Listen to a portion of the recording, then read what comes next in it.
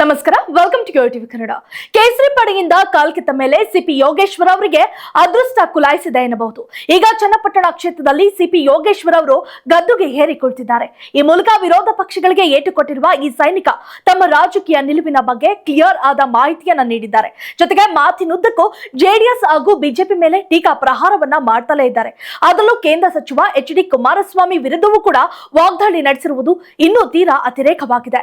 ಆದ್ರೆ ಈಗ ಸಿಪಿ ಯೋಗೇಶ್ವರ್ ಆಡಿರುವ ಮಾತು ಸಿಎಂ ಸಿದ್ದರಾಮಯ್ಯ ಅವರನ್ನ ತಳ್ಳಿ ಹಾಕಿದಂತೆ ಡಿಕೆ ಶಿವಕುಮಾರ್ ಅವರ ಬೆನ್ನು ತಟ್ಟುವಂತೆ ಅಭಿಪ್ರಾಯವೊಂದು ಮೂಡಿದೆ. ಹೌದು, ಚನ್ನಪಟ್ಟಣ ಉಪಚುನಾವಣೆಯಲ್ಲಿ ಭರ್ಜರಿ ಗೆಲುವು ಸಾಧಿಸಿ ಕಾಂಗ್ರೆಸ್ ಶಾಸಕರಾಗಿರುವ ಸಿಪಿ ಯೋಗೇಶ್ವರ್ ಅವರು ನೂತನ ಕಚೇರಿ ಉದ್ಘಾಟಿಸಿದ್ದಾರೆ. ಇದೇ ವೇಳೆ ಮಾತನಾಡಿರುವ ಸಿಪಿ ಯೋಗೇಶ್ವರ್, ಇತ್ತೀಚೆಗೆ ಡಿಕೆ ಶಿವಕುಮಾರ್ ಅವರು ಮುಖ್ಯಮಂತ್ರಿ ಆಗುವ ಬಗ್ಗೆಯೂ ಕೂಡ ಯೋಗೇಶ್ವರ್ ಮಾತನಾಡಿದ್ರು. ಡಿಕೆ ಶಿವಕುಮಾರ್ ಅವರು ಮುಖ್ಯಮಂತ್ರಿ ಆಗುವುದರಲ್ಲಿ ತಪ್ಪೇನಿದೆ?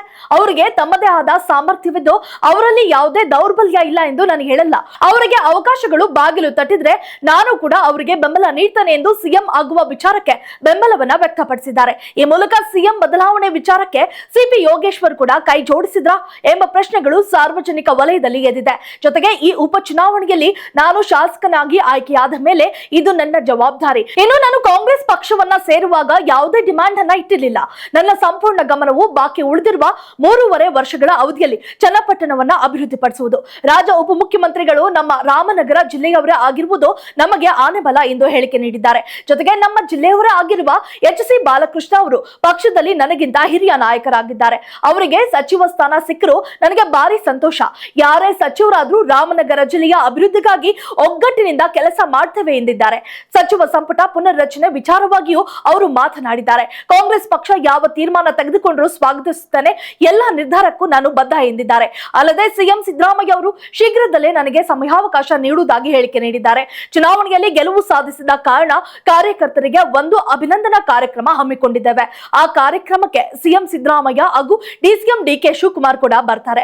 ಚನ್ನಪಟ್ಟಣದಲ್ಲಿ ಅತಿ ಹೆಚ್ಚು ಹಾಲು ಉತ್ಪಾದನೆಯಾಗುತ್ತೆ ಎಂದು ಚುನಾವಣಾ ವೇಳೆಗೆ ನಾನು ಸಿಎಂ ಗಮನಕ್ಕೆ ತಂದಿದ್ದೆ.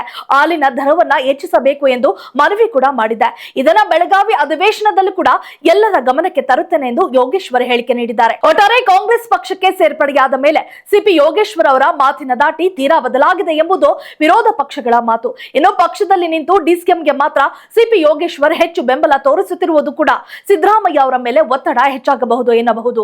If you like this video, ಬೇಗ ಲೈಕ್ ಮಾಡಿ, ಕಾಮೆಂಟ್ ಮಾಡಿ, ಶೇರ್ ಮಾಡಿ ಹಾಗೂ ಯೋಯೋ ಟಿವಿ ಕನ್ನಡವನ್ನು ಸಬ್ಸ್ಕ್ರೈಬ್ ಮಾಡಿ.